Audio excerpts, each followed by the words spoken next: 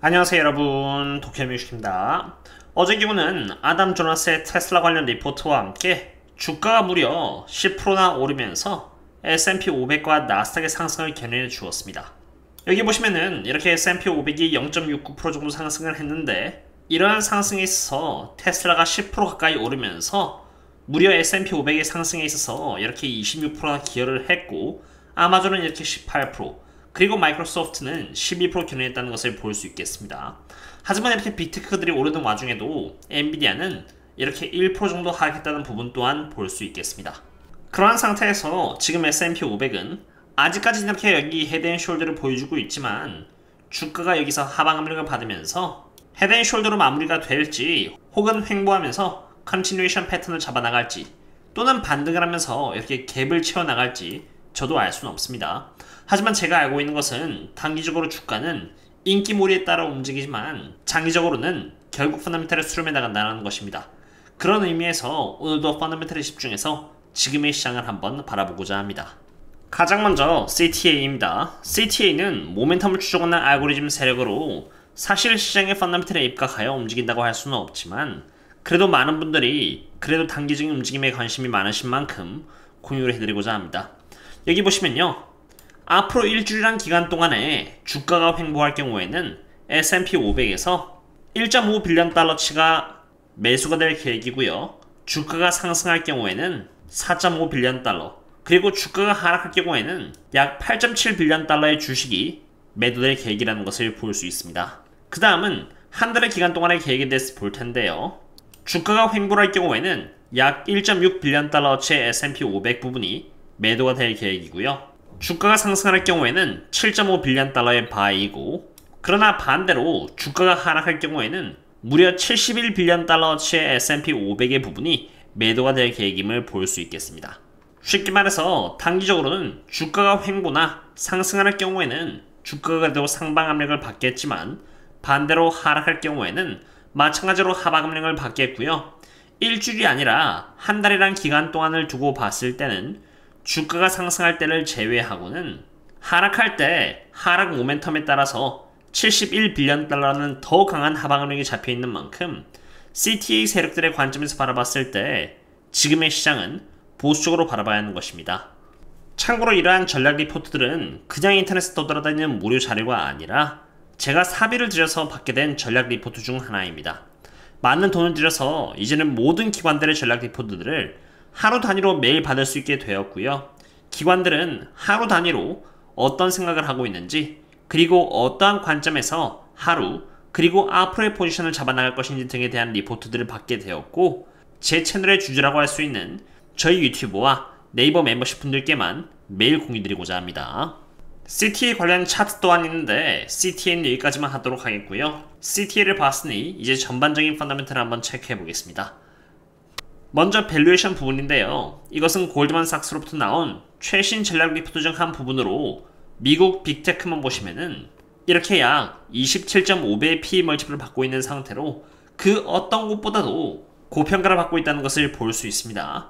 미국의 S&P 500의 PE 멀티플은 이렇게 19.6배로 빅테크 쪽은 S&P 500과 비교해도 고평가이며, 미국에서 빅테크를 제외했을 때 16.8배 PE 멀티플이 나오는데, 빅테크의 주가가 많이 오른 나머지 S&P 500 전체 시가총액에서 그만큼 많은 포션을 차지할 정도로 주가가 올랐다고 이해하시면 됩니다. 얼마나 빅테크가 올랐는지 알아봤는데요.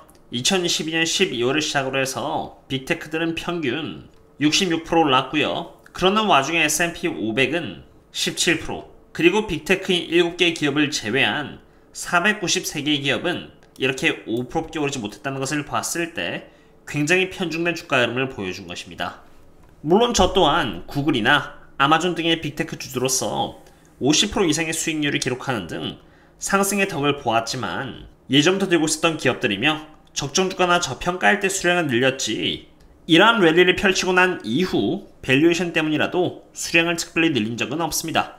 물론 고평가라고 할지언정 앞으로의 투자 기간이 1년이 아니라 5에서 10년 이상을 바라보고 있기 때문에 더더욱 매도할 필요는 없고요. 오로지 전에만 밸류에이션이 왔을 때 매집을 하고자 계획하고 있는 상태입니다. 물론 지금은 아니겠습니다.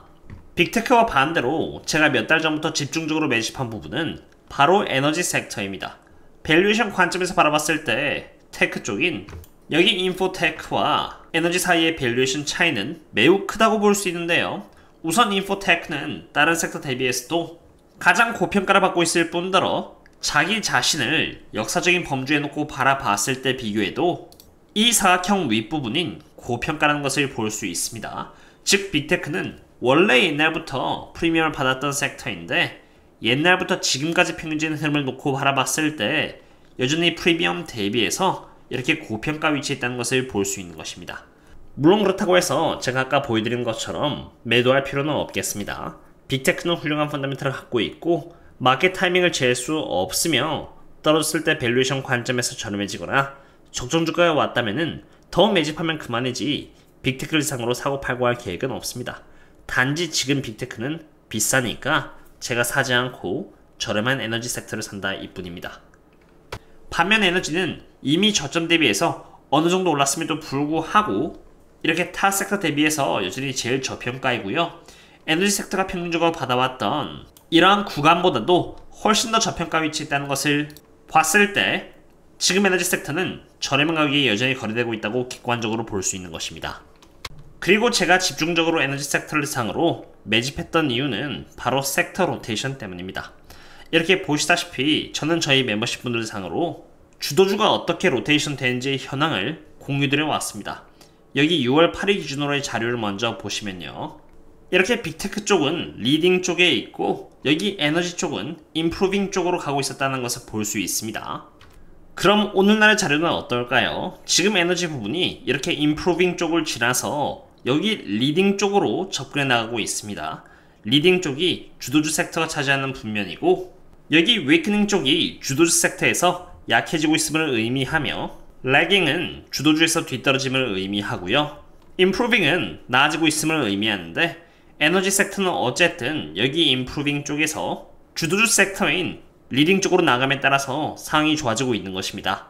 물론 이러한 방향 속에서 어느 정도의 변동성이 뒤따를 것이고 그러한 변동성 가운데 주가가 살짝 하락할 때마다 바이 더 딥을 적절한 타이밍에 하면서 매집해 나가면서 수량을 더 극대화할 계획입니다. 물론 이러한 데이터들은 저도 제 돈을 많이 내야만 액세스가 가능한 데이터들인지라 멤버십 분들께만 공유드리고 있다는 점 이해 부탁드립니다. 이제 전략 리포트 부분은 그만 공유하도록 하겠고요. 이제 인플레이션 부분을 한번 보겠습니다. 여기 보시는 것처럼 유가와 인플레이션은 매우 밀접한 연관성을 갖고 있습니다. 헤드라인 CPI에서 유가가 약 3분의 1 정도를 차지하고 있기 때문에 유가가 떨어지면 CPI도 떨어지고 유가가 올라가면 CPI도 올라가는 등 서로 일치하는 상관계를 갖고 있으며 이것은 10-year break-even 인플레이션으로 인플레이션의 기대치가 올라가는 것입니다. 여기 이 대목에서 중요한 것은 유가는 core CPI에도 영향을 끼친다는 것입니다. 지금까지 유가가 고점 대비해서 약 40% 정도 하락하면서 헤드라인 CPI가 가파르게 3%까지 떨어지면서 아주 천천히 core CPI도 하락을 이어나갔습니다. 반대도 마찬가지입니다. 유가가 올라가면은 일반적인 물건들의 가격이 올라갑니다. 여기까지는 헤드라인 CPI입니다만 기업이 이러한 물가를 이제는 소비자에게 전가를 시키는 과정에서 core CPI도 함께 올라가게 됩니다. 한 달이 건너서 반영이 되는 만큼 core CPI는 좀 늦게 반영이 되지만 유가가 계속 올라가면서 헤드라인 CPI가 올라가게 된다면은 결국 core CPI도 그 뒤를 따라가게 된다는 의미입니다. 이미 지난달 헤드라인 CPI는 3.0%에서 3.2%만큼 반등했고요. 이제 내일 발표될 CPI 컨센은 3.6%로 꽤나 큰 반등을 보여준 상태입니다. 그리고 여기 보시는 것처럼 인플레이션 스왑 마켓은 9월, 10월, 11월, 12월의 인플레이션 전망도 보여주는데요. 유가가 상승함에 따라서 이렇게 보시는 것처럼 전부 다 전망이 상향 조정이 되었습니다. 물론 이렇다고 한들 주가가 오를지 혹은 떨어질지 저도 모릅니다. 단기적으로 어떠한 움직임을 보일지 알 수 없으며 제가 제시할 수 있는 것은 주가 이면의 펀더멘탈은 이런 모습을 하고 있으며 저는 개인적으로 이러한 펀더멘탈을 좋게 평가하지 않는다고 보시면 되겠습니다. 선택은 각자 알아서 하시면 되겠습니다. 조금 더 알아봐야 할 부분이 많지만 이제 시간도 너무 늦은지라 오늘의 분석은 이 정도로 하도록 하겠고요. 오늘의 장이 끝난 뒤에 매크로 부분과 원유 쪽의 부분은 또 내일 아침에 텔레그램과 네이버 쪽에 남겨놓도록 하겠습니다. 그럼 다음에 또 다른 분석 잘 들었습니다. 그럼 다음에 또 만나요. See you later.